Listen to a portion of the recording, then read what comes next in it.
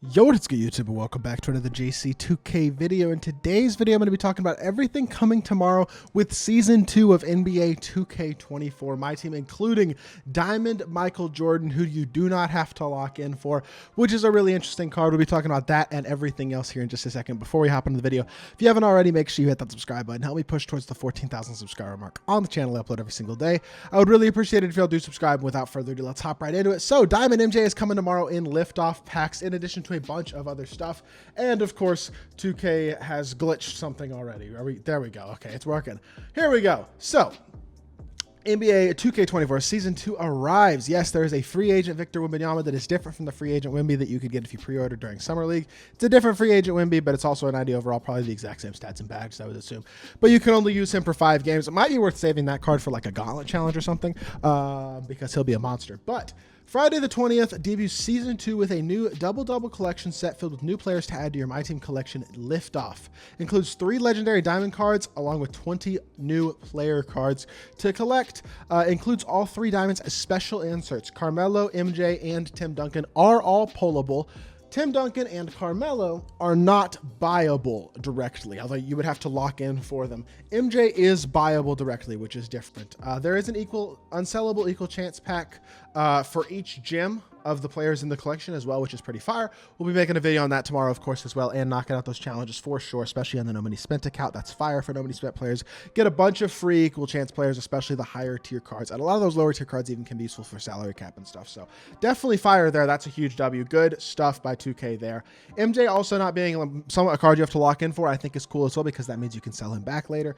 Well, I know you still lose a vast majority of your MT. You're going to lose half your MT from selling him back, but at least you can, so you're not losing all your MT. Liftoff collection. The Tim Duncan collection has Amethyst, Darren Williams, Glenn Robinson, as well as 2 rubies, 3 sapphires, 3 emeralds, and 2 golds. Let's assume that the prices stay pretty similar to the way that they were last season. I think they will probably adjust slightly, but we'll say the amethysts are still going to be 280k for the 2 of them, 140k a piece. And then for the rubies, we'll say they're about 50k, because that's what rubies were ending at last season. So we'll add 50 twice. That's 100 more. And then we have the sapphires, which are about 45 total for 3 sapphires, and then 3 emeralds is another 21, and then 2 golds, it's another 25. So you're looking at about 450,000 MT to lock in for Tim Duncan or Carmelo Anthony to buy the cards, or that's if you buy the cards. If you take out one of the rubies, one of the sapphires, one of the emeralds, and one of the golds, you're taking out, and an amethyst actually, from an equal chance pack if you get lucky. This could cost you as little as closer to 220,000 MT, maybe something like that. Could take off almost half the price if you get lucky and pull equal chance from the same set, which you probably won't, but it will be a lot cheaper with those equal chance packs. I mean, none of the cards in these packs actually look that great. Amethyst, Michael Finley, and George Mikan, Darren Williams, and Glenn Robinson. Those are probably all going to be okay cards, but I would doubt any of them are making the best team in the game. Same thing with the rubies. Probably some good budget cards. Joe Smith will be a monster. This card will be really, really interesting. It's like a budget power forward. If he's anything like his diamond card was last year, this card will be really good. So that's an interesting one to look for. Deion Waiters, if he could play PG, could be interesting. A couple of these cards could certainly be interesting. And then Diamond MJ is going to be a special insert in packs and boxes, and he will be available directly in the player market. So you can buy them with MT or VC, and you can do so. Oh, this is interesting. If you add this Diamond MJ during the weekend, the initial win, like in the weekend he comes out, you get an exclusive agenda to score 23 points with him in any of my team's game modes to earn 50,000 MT. And there are similar agendas for Diamond Carmelo and Diamond Tim Duncan. By similar, I'm guessing they mean you're not going to get as much MT for doing it with Carmelo or Tim Duncan. But if you get these cards in the first weekend, Friday, Saturday, or Sunday, because it expires at 11:59 Pacific time, so 3 a.m. Monday morning Eastern time is when these agendas will expire. But it'll give you the ability to get some of your MT back. That's fire. So MJ might be expensive, but if you buy him first weekend, you can get 50k MT back buying the card. That combined with the equal chance packs is pretty sick. A buyable diamond in the especially a buyable 94 overall diamond in the player market right now is going to be crazy good, because we only have a few 94 overalls in the entire game right now. It's KD, Shaq, and then KD, Shaq, and then Kyrie and Brandon Roy from Season 1. And then in Season 2, it's Wilt and SGA. MJ is one of only 7 94 overall diamonds in my team. So the fact that he's buyable, he's going to be expensive, and he's going to be very good. And we'll get back to that in just a second. The rest of this stuff, Season 2 rewards, we already know Diamond Wilt is the Season 2 or the level 40 reward, and then SGA is the ultimate reward. SGA can play point guard. I assumed he'd be able to, but that does confirm it. SGA will be the new best point guard in the game. That's a card I'm incredibly excited about. He's going to be incredibly elite. To add SGA, you have to get all of these other cards, which are your level 40, your unlimited rewards, which is Ruby, Chris Morris. All the mode rewards are still rubies, which I think is a huge L. That is probably the biggest L of this playbook.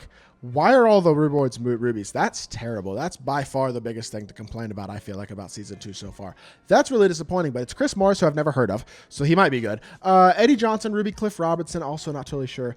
Mike Conley will probably be okay. Bob Love, meh. Raymond Felton, definitely meh. And then Amethyst Jerome Kersey could be decent. Ruby Phil Jackson, Sapphire Rick Fox, nothing special. Amethyst McHale, this card's actually probably decent. This is an interesting card for a no money spent player, and Amethyst Kevin McHale could be really good. The other stuff, not too great. And then you get an Amethyst Greg Popovich for level 35. Improves your workhorse badge plus 2 levels in the first half. That's really not that great of a boost, to be honest. Ruby Christian Leitner is the Season 2 attention. That's a free stretch big, but he won't be great. And then Pro Pass and Hall of Fame Pass include Donovan Mitchell, a Hoff Hyperdrive, bunch of stuff like that. So that's pretty cool as well. So I'm cool with that, to be honest. That's pretty good stuff. Rest in peace, Terry Dischinger. He did pass away last week. In tribute to him, he is a free reward this season as the salary cap reward. I'm glad that 2K didn't put him into packs to try to make money off of him. I think this is a cool way to do tribute to a legend like Terry Dischinger. Rest in peace. I think this is really cool by 2K to make him an earnable reward for completing salary cap. Also, it's not that hard to get 2,500 points all 3 times as salary cap this season. That's pretty cool. I hope he's a good card. Ruby E is the first salary cap reward. Could be decent. And rest in peace to Terry. I think this is cool. Got to give 2K props for this, for not putting him in packs and making him earnable. I think this is a W. Good job by 2K on this. Sleeved uniforms are coming back. That's cool. There'll be a set of sleeved uniforms. You can collect them all for a Hoff badge. Same thing with apparently team balls. You can collect all of those for a Hoff badge as well, I guess. Still have unlimited rings. There are the full year unlimited rings, but apparently there are Season 2 specific unlimited rings rewards as well. If you get 1 unlimited ring in Season 2, you'll get an unsellable liftoff pack, then an unsellable ruby, and then an unsellable amethyst for 2 and 3. So the first 3 times you win your ring this season, you'll get rewards no matter what number of actual ring you're on for the year. So that's cool. I encourage people to get their unlimited rings. If you're caught up with your unlimited rings, by the way, this weekend will give you 70,000 more MT. Between the players that you can earn MT with, like MJ, Carmelo, and Tim, for people who are getting those cards, as well as the 70k MT that you can get in unlimited rings and stuff, there's a lot of earnable MT this weekend, which I think is pretty cool. They changed up the mode rewards. Series 1 and premium player cards will be rewarded. Okay, that's actually cool. So I guess player cards for current NBA players will be rewards, and team packs as well. Okay, interesting. Door game. So this is the limited door thing for unlimited salary cap. Wheel spin for clutch time, ball drop for clutch online. Pickup. I've never done the pickup challenges, but I guess there's a wheel spin for that if y'all play the pickup challenges. Ball drop for triple threat offline. TTO is vault, and TTO co-op is going to be team win rewards, whatever that means. And there's team basketball cards available in team ball award packs. They're available in packs and boxes in the pack market. If you complete the conference collections, you'll get an option pack in each conference for off badges. That'll be hard to do unless you open a lot of packs, but that's cool. Season 2 week 1 schedule. A double XP event in co-op for the first weekend. I guess that's cool. Agendas for a Series 1 D-Book. Agendas for Series 1 Bronze. Series 1 Steph. Series 1 Kawhi. Series 1 DeMontis Sabonis. Those cards are super cheap. That's really not a very good agendas this week. I'm not very excited about that. Some sort of NBA's backpacks will be dropping on October 24th. Looks like only 1 pack drop this week on Tuesday. No other weekly content this week. That's kind of disappointing besides these agendas. That's a little disappointing to start off Season 1, Season 2, but I'll give them the benefit of the doubt. And the reason I'll give them the benefit of the doubt is because it says right here that we're going to be getting a Halloween event next week. This, if done well, will make this week not having the best content be totally acceptable, in my opinion. I hope they do this well. Great communication again. Be on the lookout next Thursday, and I'll be making a video on it. Y'all know that, so y'all can come here next Thursday and watch that video, and I will let y'all know all about what's coming. But Not bad, man. Not too shabby. This first week of content in Season 2 looks a little boring, but hopefully the Halloween event will make up for that. This will be cool. The NBA's back stuff. There are a bunch of agendas they're dropping this week because they're dropping liftoff agendas for those equal chance packs. There's all these different modes to grind in Season 1. In Season 2, with the new season resetting, there's tons to do this week anyway. So it's not too big of a deal, in my opinion, that they're not dropping tons and tons of content. This extra MT stuff that you can get is cool. If you are getting the top tier player rewards, like I probably will get 1 or 2 of them, so I think that's pretty sick. SGA being able to play point guard is fire. My biggest complaint is definitely the fact that the unlimited and all the other player rewards from the different modes are very disappointing. I'm not very excited about that. But overall, I do think Season 2 is actually looking really, really promising. And I'm super excited to hop into it and get to play tomorrow, get y'all a bunch of gameplays, tons and tons of content coming this weekend on Season 2. So if y'all looking forward to that, make sure you hit that like button and subscribe. Hope y'all did enjoy the video. I'll be back with more 2K content very, very soon, and I appreciate y'all. Peace.